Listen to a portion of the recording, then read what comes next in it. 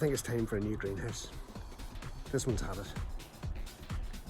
When I first got it, the panels flexed an awful lot. You can see I took to resorting to put these wee rivet sort of things in to stop it flexing.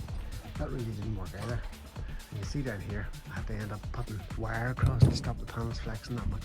They blow out so much in the high winds. And then it kept continuing to flex. I'll show you inside in a second. But I ended up putting black silicone along them to try and stop them a bit more. Cheers. The panels flex. They open up all the time in the wind, and that's all the heat out. So they're not great.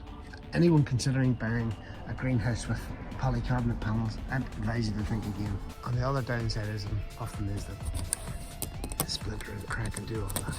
If you don't get the side, they're just horrible. They're nasty. They really don't work.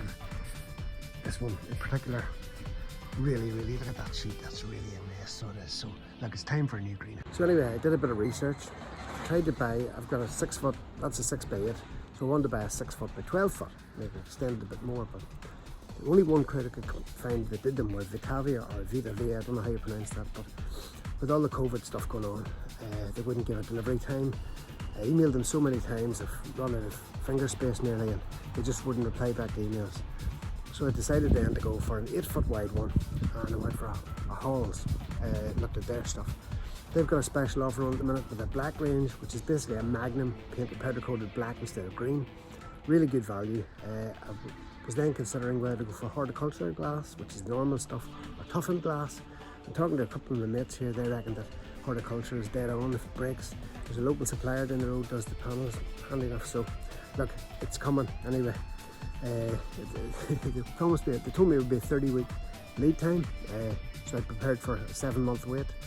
Turned out it was only about 5 weeks. I got a text from them last week saying delivery would be coming on Thursday, so it's time to get the foundations in. Okay, so the past couple of days I've been digging out the foundations, putting them in. As you can see, there's a bit of a slope, so we've got a couple of steps there. Don't worry about that big chunk of stuff in the middle. That's a former bed which is going to be retained. I know I'm really close to that fence, but it's just that's the space I'm in. That's all I've got. So it's going to be a considerably bigger greenhouse. 8 foot by 14. It's probably one of the biggest domestic greenhouses you can get. So I'm looking forward to that coming. So time to get on with building the walls for the base.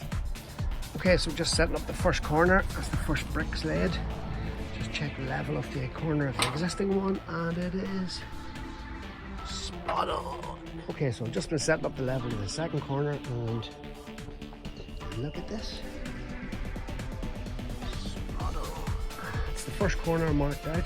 You know it's level to the end of the greenhouse base there.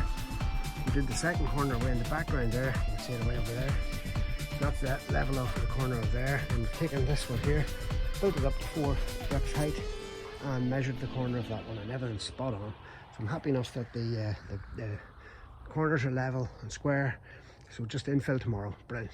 And day 2 of the build. Okay, cheers.